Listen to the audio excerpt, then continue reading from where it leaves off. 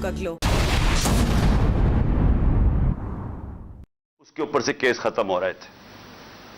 तो सबसे पहले तो ये है कि हम इसलिए जा रहे हैं इस्लामाबाद में, ये हमारा हक है पुरअमन एहतजाज का एक जमहूरियत के अंदर, कि हम एहतजाज करें कि हम भेड़ बकरियां नहीं हैं, हम इंसान हैं, हम अमर बिल मरूफ पे खड़े हैं, जो कि अल्लाह का हुक्म है हमें कि हम ये जब इस तरह के चोर हमारे मुल्क के ऊपर बैठ गए हैं तो हम इसके खिलाफ मुजाहरा कर रहे हैं, मुजाहरे कर रहे हैं और मार्च कर रहे हैं, और सिर्फ एक ये बताने की सारी अवाम को, अपने कौम को हम ये बता रहे हैं कि हम इस तरह के जुल्म और नाइंसाफी को नहीं तस्लीम करते।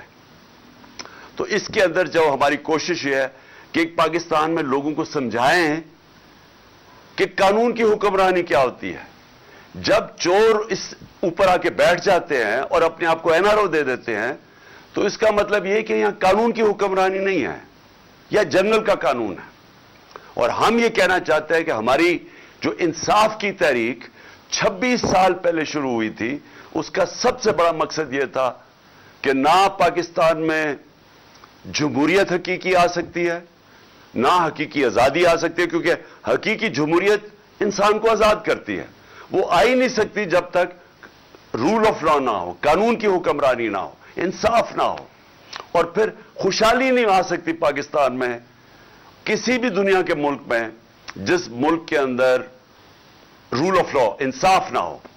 और सारी दुनिया में मैंने आपको बताया भी था कि जितने भी मुल्क सारे खुशहाल हैं, वो सारे मुल्कों में 90% से ज्यादा रूल ऑफ लॉ है, यानी कानून की हुक्मरानी है। और जो सारे गरीब मुल्क हैं, उनके अंदर 10% से भी कम कानून की हुक्मरानी है। नाइजीरिया जो तेल के जखीरे पे बैठा है, गरीब तरीन मुल्क है, क्योंकि वहां जंगल का कानून है, वहां करप्शन है। जब कानून नहीं होता, जब इंसाफ नहीं होता, तो करप्शन होती है, और करप्शन मुल्क का दिवालिया निकाल देती है। तो इसलिए जो अमीर मुल्क है, वो अमीर है इसलिए कि वहां इंसाफ है और वहां करप्शन नहीं है, बड़े पैमाने पे करप्शन नहीं है। उनके वजीर चोरी नहीं कर सकते, और अगर चोरी करे तो एनआरओ नहीं ले सकते, उनका प्राइम मिनिस्टर नहीं कर सकता। तो जब पैनामा का जो इंकशाफ हुआ था, तो जिधर जिधर बाहर के मगरबी जमहूरियत के अंदर जिन लोगों के नाम आए थे, वो सब या वो जेल में गए थे, या उनको उन्होंने इस्तीफा दिया था, या वो खत्म हो गए थे, कौम ने उनको मुस्तरद कर दिया था। तो हम अमर बिल मारूफ पे चल रहे हैं, इन चोरों के खिलाफ हम कानून की हुक्मरानी डिमांड कर रहे हैं, कि हम ये चाहते हैं कि इस मुल्क में इंसाफ हो, कि ये ना हो कि सिर्फ छोटा चोर जेल में जाए और ये बड़े बड़े डाकू आके आज असेंबलियों में बैठे और अपने केसेस माफ करवाएं। दूसरी वजह, जब से ये आए हैं, इस मुल्क की माशी कत्ल हो चुका है।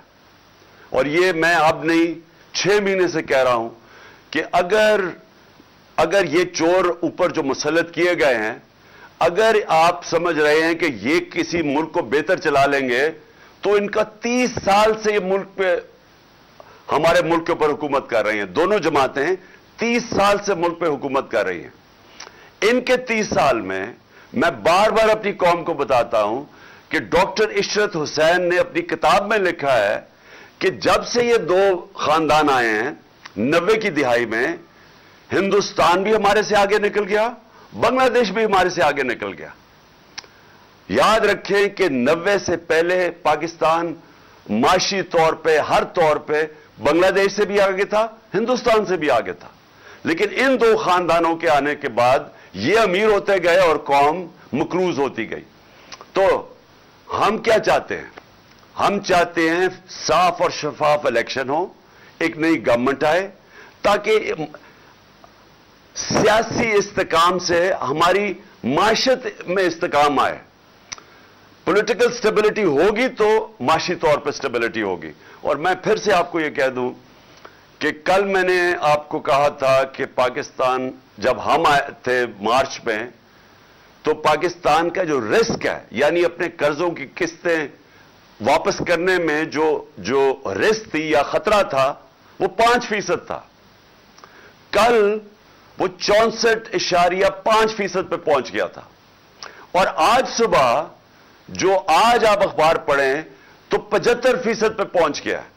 یعنی کہ آج باہر کی دنیا سمجھتی ہے کہ اگر وہ پاکستان کو قرضہ دیں تو 75% چانس ہے کہ پاکستان قرضے واپس نہیں کر سکے گا، ڈیفالٹ کر جائے گا. اور یہ اتنا خطرناک ہے کیونکہ جب یہ دنیا یہ دیکھتی ہے تو کوئی باہر کی دنیا پاکستان میں سرمایہ کاری نہیں کرے گی. کوئی بھی کمرشل بینکس بیرونی پاکستان کو قرضے نہیں دیں گے. اور اندر بھی جب لوگوں کو یہ خطرہ ہو کہ پاکستان ڈیفالٹ پہ جائے گا تو ڈیفالٹ کا مطلب پھر میں آج آپ سب کو بتا دوں، اس کا مطلب یہ ہے کہ اگر ہم اپنے قرضوں کی قسطیں واپس نہیں کرتے تو باہر سے سارا ڈالر آنے ختم ہو جائیں گے. اور ڈالر جب کم ہو جائیں گے اور جب وہ کم ہوں گے تو ڈالر کی قیمت اوپر چلی جائے گی، روپیہ گر جائے گا. اور جب روپیہ گرے گا تو اس ملک میں ایک اور طوفان مہنگائی کا آئے گا. تیل، بجلی، پٹرول، جتنی چیزیں باہر سے منگواتے ہیں وہ سب مہنگی ہو جائیں گی. ہر چیز مہنگی ہو جائے گی. تو ایک تو مہنگائی آئے گی اور غربت بڑھے گی. دوسرا، اگر آج میں سرمایہ کاری کرنا چاہتا ہوں تو میں سوچوں گا کہ کیوں میں اپنا پیسہ کسی کارخانے میں لگاؤں جبکہ میں وہ اسی پیسے کا ڈالر خرید لوں، کیونکہ روپے تو نیچے جا رہا ہے اور ڈیفالٹ کی طرف جا رہا ہے. اس لیے یہ خطرہ ہے اور اس لیے ضروری یہ ہے کہ ہم اس ملک میں صاف اور شفاف الیکشن کروا کے پاکستان کو اس دلدل سے نکالیں جس میں ہم بڑی تیزی سے کھپتے جا رہے ہیں. تو یہ پھر سے یاد رکھ لیں کہ کل ہمارا ڈیفالٹ کی جو رسک تھی وہ تھی 64.5%. پھر سے کہ جب ہم آئے تھے، ہم جب آخر میں تھے، ہماری جب حکومت جانے لگی تھی تو وہ 5% تھی. کل 64.5% پہ تھی اور آج 75% پہ ہے. کہ اور لوگ سمجھ رہے ہیں کہ پاکستان کی معیشت ڈوبتی جا رہی ہے اور وہ اس میں اتنی طاقت نہیں کہ اپنے قرضوں کی قسطیں واپس کر سکیں. تو اس لیے بھی اس ملک کو نکالنے کے لیے ایک ہی راستہ ہے، الیکشنز. اور ہمیں پتہ ہے کہ الیکشنز کیوں نہیں ہوں گے جلدی، کیونکہ نواز شریف خاص طور پہ اور زرداری دونوں ڈرے ہوئے ہیں کہ اگر آج الیکشنز ہوں گے تو یہ ہار جائیں گے. تو انہوں نے جو بائی الیکشنز ابھی ہوئے ہیں تو 75% بائی الیکشن تو تحریک انصاف جیت گئی ہے. اس کے باوجود کو ان کو پوری مدد تھی الیکشن کمیشن کی، ان کو پوری مدد تھی اسٹیٹ مشینری کی، ان کو مدد تھی اسٹیبلشمنٹ کی، اس کے باوجود یہ ہار گئے. تو آج یہ ڈرے ہوئے ہیں کہ اب الیکشن میں ہم کیسے جائیں. لہذا اپنے آپ کو بچانے کے لیے یہ ملک کو تباہی کی طرف لے کے جا رہے ہیں. اور میں اس لیے کہتا ہوں کہ ان دو لوگ اور خاص طور پہ نواز شریف جو باہر بیٹھا ہوا ہے، اتنا اہم پوزیشن جو اس ملک کی نیشنل سیکیورٹی کے لیے ہے کہ ملک کا آرمی چیف، اس کی تعیناتی، یہ دو نااہل ہیں اس چیز کے لیے، کیونکہ ان کے مفادات پاکستان کے مفادات سے نہیں ملتے. نواز شریف تو باہر بیٹھا ہوا ہے، پیسے باہر ہیں، بچوں نے برطانیہ پاسپورٹ لے لیا ہے، ان کی بڑے بڑے محلات ہیں، ان کی بزنسز باہر ہیں. کتنا ہے کہ کتنی فکر ہوگی اس کو پاکستان کی کہ میں اتنے اہم عہدے میں میرٹ پہ فیصلہ کروں. اس نے میرٹ میں زندگی میں کبھی فیصلے نہیں کیے اور لہٰذا ہم یہ سمجھتے ہیں کہ یہ بڑا اہم ٹائم ہے پاکستان میں. اس میں فیصلے میرٹ پہ ہونے چاہیے اور خاص طور پہ آرمی چیف کے. اور میں یہ اب دیکھ رہا ہوں کہ حکومت نے فیصلہ کیا کوئی آرمی ایکٹ کے اندر تبدیلی لانے کے لیے. میں ان کی تو بات نہیں کر رہا جنہوں نے لگنا ہے، میں تو ان کی بات کر رہا ہوں جو لگانے والے ہیں. میں تو ان کی بات کر رہا ہوں جنہوں نے آج تک صاف نیت سے اس ملک میں کوئی کام کیا ہی نہیں ہے، جنہوں نے آج تک سوائے کہ پیسہ بناؤ کیسے، چوری کیسے کرو اور پھر اس کو بچاؤ کیسے، NRO کیسے لو، ان کا سارا وہ فوکس ہے. ان کی جتنی بھی اپوائنٹمنٹس ہوتی ہیں وہ اسی نظر سے ہوتی ہیں کہ ان کو ذاتی فائدہ کیسے ہو سکتا ہے. تو اگر یہ فیصلہ کر رہے ہیں اور آرمی ایکٹ میں چینج لے کے آ رہے ہیں، مجھے خطرہ یہ ہے کہ یہ اپنے آپ کو اپنے مفادات کے لیے یا یہ سمجھتے ہیں کہ ہمیں فائدہ اس میں یہ اداروں کو نقصان پہنچا رہے ہیں. انہوں نے پنجاب پولیس تباہ کی، عباس خان آئی جی کی 1993 کے اندر، لاہور ہائی کورٹ میں رپورٹ ہے کہ انہوں نے کیسے پیسے لے کے پولیس والوں کو بھرتی کیا. ان کی رپورٹ ہے کہ انہوں نے کیسے مجرموں کو پولیس میں بھرتی کیا. یہ 93 کی رپورٹ ہے. تو لہذا ہم یہ سمجھتے ہیں کہ جو بھی اپوائنٹمنٹ ہو وہ میرٹ کے اوپر ہو, اور وہ ہو جو کہ ہمارے ادارے کو مضبوط کرے. اور اس کے علاوہ میں ایک اور چیز پہ آج بات کرنا چاہتا ہوں. کیمپین میرے خلاف جب سے میں حکومت سے گیا ہوں, ہر تھوڑی دیر کے بعد کیمپین آ جاتی ہے. کیمپین شروع کیسے ہوتی ہے؟ نون لیگ اور جیو اور جنگ گروپ مل کے یہ کیمپین بناتے ہیں. اس کیمپین کو اٹھا کے پھر یہ الیکشن کمیشن کے پاس لے کے جاتے ہیں. الیکشن کمیشن میں بیٹھا ہوا آدمی جو چیف الیکشن کمیشن, وہ ان کا خاص آدمی ہے. وہ ان کے ساتھ مل کے پھر ہمارے اوپر فورن فنڈنگ کیس مثلاً وہ لے آتا ہے, اور ہمیں میڈیا کے اندر برا بھلا کہا جاتا ہے کہ جی تباہ کر دیا انہوں نے, پکڑے گئے, اب پارٹی کو اب بین کر دیا جائے گا فورن فنڈنگ کیس کے اندر. اور ہم بار بار اپنی ساری صفائیاں پیش کرتے ہیں. ہم اپنی سارے جو فورن فنڈنگ کے اندر جو انہوں نے نام لیا تھا اس کے اوپر جن لوگوں نے ہمیں پیسے دیے ان کے نام دیتے ہیں. 40,000 کے جو ہمارے ڈونرز ہیں ان کے نام دیتے ہیں, اور یہ ہے 10 سال پرانی چیزیں. ہم سارا ریکارڈ دیتے ہیں, اس کے باوجود وہ کوئی نہ کوئی چیز اٹھاتے ہیں, FIA کو ہمارے اوپر چھوڑ دیتے ہیں, کسی طرح ثابت کرنے کی کوشش کرتے ہیں کہ انہوں نے کوئی غلط کام کیا. تھوڑی پہلے پروپیگنڈا کرتے ہیں, پھر کہتے ہیں کہ جی پھر پتہ چل رہی ہے یہ فورن فنڈنگ تو تھی نہیں, اب جی پروہیبٹو فنڈنگ آ گئی ہے, اور اس کے بعد وہ کیس اپنے پاس رکھ لیتے ہیں. تو پہلے تو وہ چلتا رہتا ہے, اور پھر یہ توشہ خانہ سامنے آ جاتا ہے, وہی الیکشن کمشنر اس کو اٹھا دیتا ہے. یہ نہیں پتا کہ نیب کے اندر کیس پڑے ہوئے ہیں نواز شریف, یوسف رضا گیلانی اور آصف زرداری کے. 4 گاڑیاں انہوں نے نکالی, 4 بڑی بڑی مہنگی گاڑیاں توشہ خانہ سے نکالی. وہ نیب میں کیس ہے, اور کب ہے؟ 10 سال پرانا کیس ہے, اور وہ کیس پڑا ہوا ہے. ان کو کوئی نہیں پوچھتا. وہ بالکل غیر قانونی ہیں, کیونکہ آپ گاڑی نکال ہی نہیں سکتے توشہ خانہ سے. مجھے بھی ایک گاڑی ملی تھی, آپ نکال ہی نہیں سکتے, اور جو نکال سکتے چیزیں اس کا ریکارڈ ہوتا ہے, آپ پیسے جو بھی اس کی فارمیلٹی ہوتی ہے. اب انہوں نے توشہ خانہ اٹھایا ہوا ہے. میرے وکیل نے ان کی ساری چیزیں آیا, ایک ایک چیز کا جواب دیا. اب انہوں نے ایک نیا کام کیا. کل انہوں نے وہی جو کمبینیشن جیو نون لیگ, اور اس کے بعد انہوں نے ایک فراڈ کو پکڑا. یعنی اگر آپ نے کوئی غلط کام کرنا ہے تو اس میں بھی کوئی عقل ہونی چاہیے, لیکن یہ اتنے بیوقوف ہیں, کیونکہ مجھے جرائم پیشہ لوگ ہیں یہ. انہوں نے بیٹھ کے جس آدمی کو لے کے آئے, وہ سوشل میڈیا نے سارا بتا دیا کہ وہ ایک بھاگا ہوا ہے ناروے سے, اس کے اوپر کتنے کیسز ہیں, اس نے پاکستان کی FIA نے اس کے اوپر کیسز تھے, یہاں مانگنے کی کوشش کی. یعنی اس کی پوری تاریخ ہے. اس فراڈ کو انہوں نے کہا کہ جناب پورا ایک پروگرام کیا کہ اس نے کہا جی عمران خان کی گھڑی, اور اتنی مہنگی بک گئی. اور میں ان کی عقل پہ حیران ہوں کہ وہ سارا کیس, وہ جو رسید ہے وہ تو پڑی ہوئی ہے توشہ خانہ کے اندر, یعنی کتنے کی گھڑی بکی ہے وہ سب کچھ ہے, ریکارڈ اویلیبل ہے. اور انہوں نے پورا پروپیگنڈا کیمپین کی.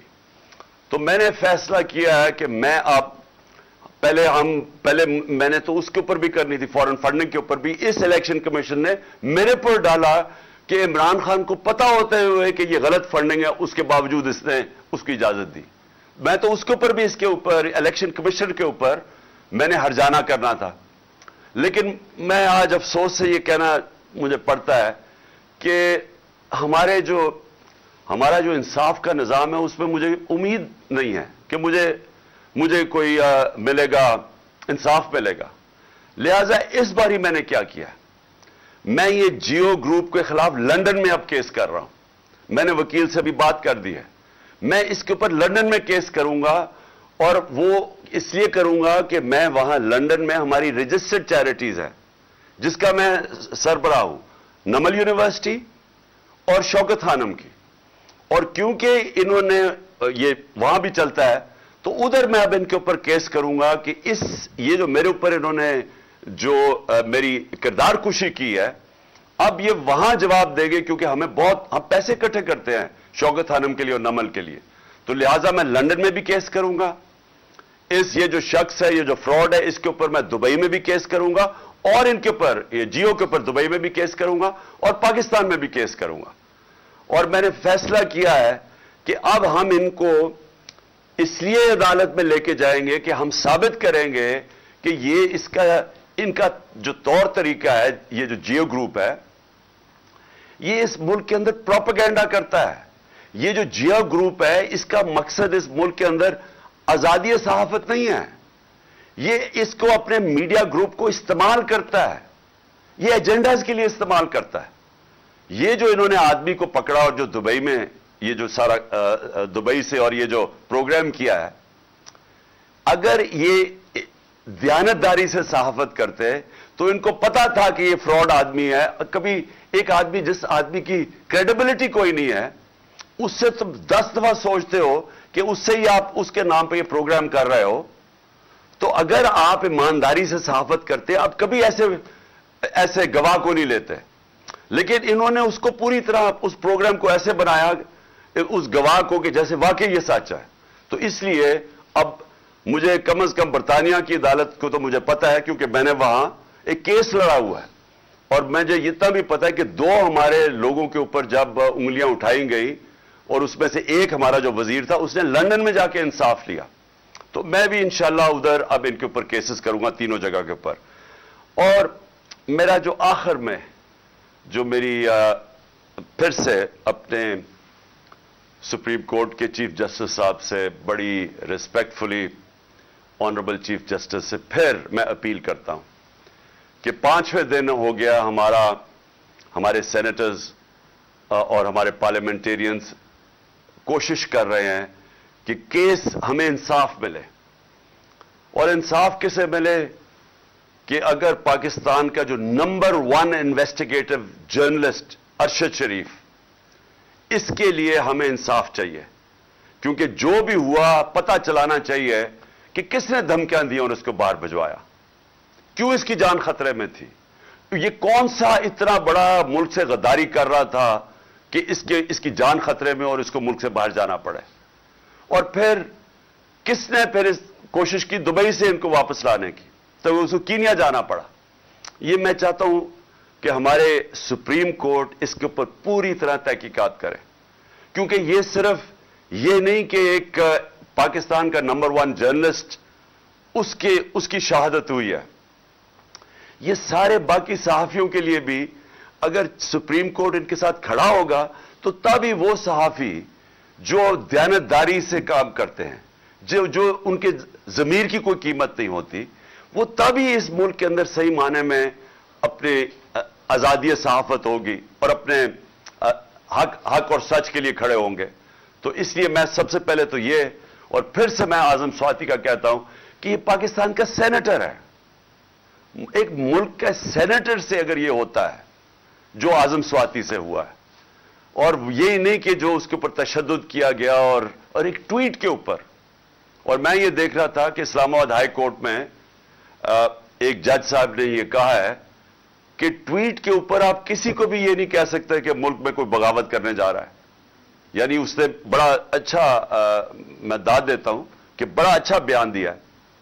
تو اس سے جو ہوا ہے ایک ملک کے سینیٹر سے، اور جس طرح پھر وہ جو ان کی وائف کے ساتھ جو ان کو ویڈیو بھیجی گئی ہے، یعنی اس طرح کی چیز اگر ہماری سب سے بڑا جو آخری جو لاسٹ ریزورٹ والا انصاف لینے والی جگہ سپریم کورٹ، اگر ہمارے چیف جسٹس صاحب سپریم کورٹ اس طرح کے اعظم سواتی جیسے آدمی کو، ایک سینیٹر کو، ایک نمبر 1 جرنلسٹ کو، اور پھر تیسرا ملک کا ایکس پرائم منسٹر، سب سے بڑی پارٹی کا جو سربراہ ہے، اگر ہمیں انصاف نہیں ملے گا تو اس کا مطلب تو اس ملک میں کسی کو تو اور کوئی چانس ہی نہیں ہے انصاف ملنے کی۔ عام آدمی تو کوئی سوچ بھی نہیں پھر سکتا کہ طاقتور کے سامنے جب وہ کھڑا ہوگا تو اسے انصاف ملے گا۔ تو یہ ایک ملک کے ڈیفائننگ مومنٹس ہے، فیصلہ کن وقت ہے ہمارے ملک کا، اور اس لیے ہم ریکویسٹ کرتے ہیں کہ اس ملک کو حقیقی طور پہ آزاد کریں انصاف دے کے۔ انصاف دیں گے ہی تو قوم آزاد ہوگی.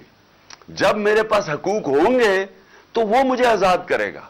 یہاں کے جو پاکستانی باہر جاتے ہیں کام کرنے کے لیے, اور میں نے اپنی آنکھوں سے دیکھا ہے, برطانیہ کے اندر 50 سال پہلے میں نے دیکھا مزدور پاکستان سے گئے کام کرنے کے لیے, لیکن کیونکہ وہاں انصاف کا نظام ہے, حقوق ان کو تحفظ دیتا ہے, کیونکہ وہاں لوگ آزاد ہیں. ہمارے پاکستانی وہاں زیادہ آزاد ہیں, نچلے طبقے کے لوگ وہاں زیادہ آزاد ہیں کیونکہ پروٹیکشن ہے. دیکھتے دیکھتے کہاں سے کہاں پہنچ جاتے ہیں, وہ خوشحال ہو جاتے ہیں, وہ ان کے بچے کوئی ڈاکٹر بن جاتا ہے, کوئی کچھ بن جاتا ہے, کیونکہ جو معاشرہ ہے وہ موقع دیتا ہے لوگوں کو اوپر آنے کے لیے, کیونکہ وہ انصاف دیتا ہے, وہ لوگوں کے حقوق کی حفاظت کرتا ہے. تو پاکستان میں بھی وہ وقت ہے کہ ہم اس ملک کو اب ایک آگے لے کے جائیں. یعنی یہ جو مشکل آج کل دور ہے اور یہ جو چور اوپر مسلط ہیں, اس میں سے جو اس اندھیری رات میں سے یہ جو روشنی اب یہ ہے کہ شاید ہمارا انصاف کا نظام کام کرنا شروع کر دے, شاید ہمارا انصاف کا نظام کمزوروں کو تحفظ دے دے جب وہ طاقتور کے سامنے کھڑے ہوتے ہیں. اور یہی میں ہمیشہ کہتا ہوں کہ ہمارا ملک اسلام کے نام پہ بنا تھا. عظیم نعرہ تھا پاکستان کا, مطلب کیا, لا الہ الا اللہ, کہ وہ لا الہ الا اللہ جو انسان کو آزاد کرتا ہے, کہ جب وہ سوائے اللہ کے انسان جب کسی کے سامنے نہیں جھکتا وہ انسان آزاد ہو جاتا ہے. اور پھر جو قانون ہوتے ہیں اسی لا الہ الا اللہ کا جو فلسفہ ہے وہ پھر انصاف اور عدل اور انصاف کے قانون وہ پھر انسان کو پروٹیکٹ کرتے ہیں, آزاد کر دیتے ہیں. تو ابھی تک تو انصاف نہیں ملا اس ملک میں لوگوں کو, اور اسی لیے ہم آگے نہیں بڑھ سکے, اس لیے ہم مقروض ہیں, اس لیے ہم دنیا میں باہر قرضے مانگتے پھرتے ہیں, اس لیے آج یہ جو 75% پاکستان کی اب رسک فیکٹر بن گیا ہے کہ ہم اپنے قرضے نہیں واپس کر سکتے.